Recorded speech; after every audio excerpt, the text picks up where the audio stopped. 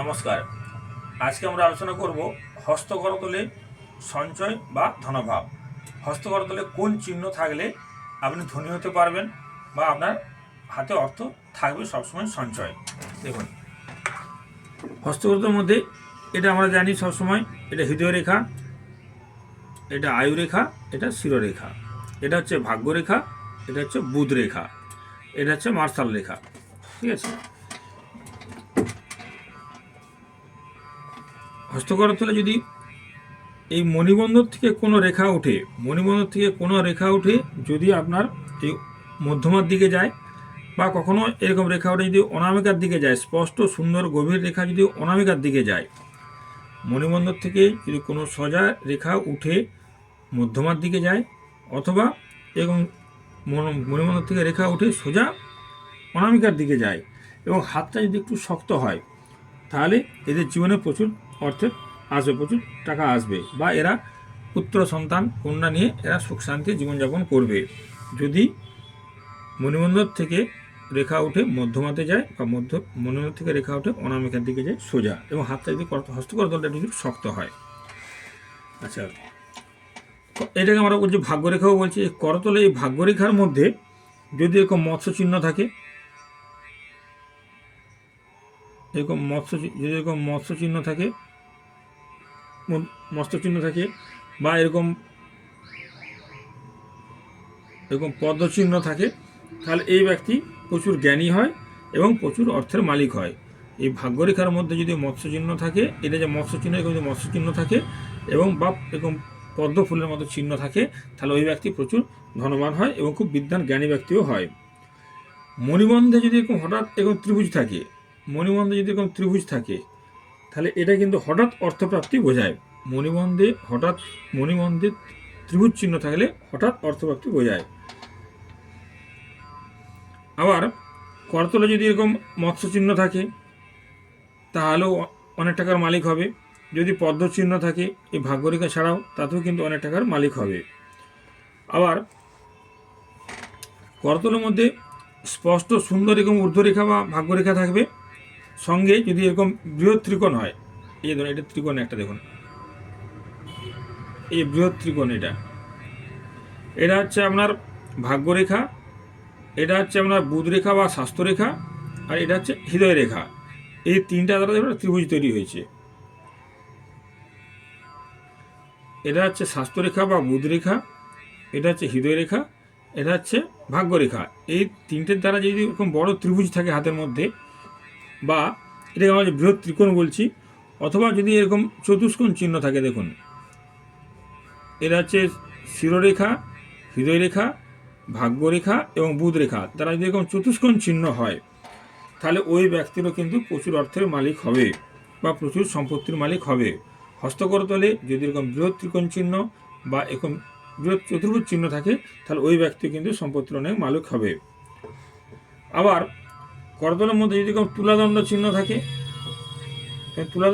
থাকে, এবং বৃহৎ চতুষ্কোণ থাকে, এরকম বড় চতুষ্কোণ চিহ্ন থাকে, তাহলে ওই ব্যক্তি কিন্তু প্রচুর অর্থের মালিক হবে। সে এবং ব্যবসা বাণিজ্যের দ্বারা সে প্রচুর অর্থের মালিক হয়। আবার অনামিকার মধ্যে যদি এরকম ক্রস চিহ্ন থাকে, তাহলে সেই ব্যক্তি বন্ধুদের সাহায্যে ধনী হয়। যদি অনামিকার মধ্যে যদি কোনো ক্রস চিহ্ন থাকে, তাহলে ওই ব্যক্তি বন্ধুদের দ্বারা অনেক ধনী হয়, বন্ধুদের সাহায্যে ধনী হয়।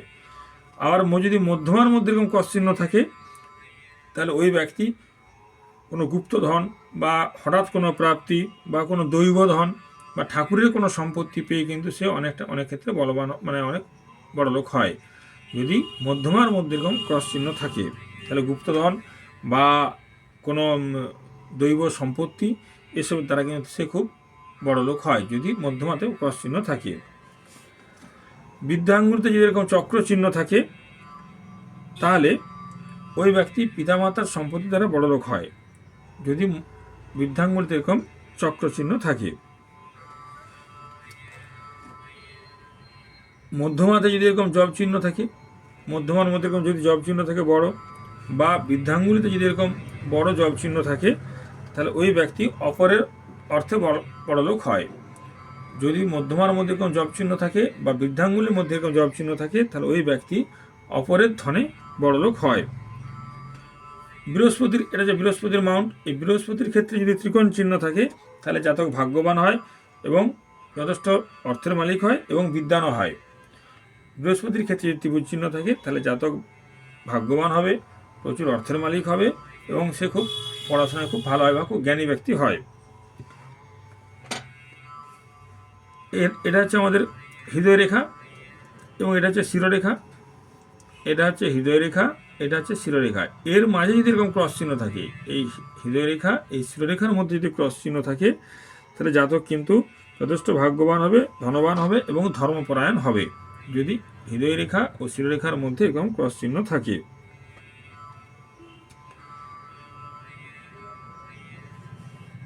আবার এটা হচ্ছে আমাদের হৃদয় রেখা। এই হৃদয় রেখার থেকে যদি কোনো একটা রেখা এরকম, এই হৃদয় রেখা থেকে যদি কোনো রেখা উঠে এই অনামিকার দিকে যায়, হৃদয় রেখার থেকে যদি কোনো রেখা উঠে এই অনামিকার দিকে যায়, তাহলে এই ব্যক্তি উত্তরাধিকার সূত্রে অনেক ধনসম্পত্তির মালিক হয়। হৃদয় রেখার থেকে কোনো রেখা উঠে যদি অনামিকার দিকে যায় তাহলে এই ব্যক্তি উত্তরাধিকার সূত্রে অনেক অর্থপ্রাপ্তি হয় বা ধনসম্পত্তির মালিক হয়। এবং এই রেখাটা যত ঊর্ধ্বে উঠবে সে কিন্তু তত বেশি ধনী হবে। এই রেখাটা এখানেও থাকতে পারে বা এই এখান পর্যন্ত যেতে পারে, যত বেশি উপরে উঠবে সে তত বেশি কিন্তু অর্থ লাভ করবে বা ধনী হবে।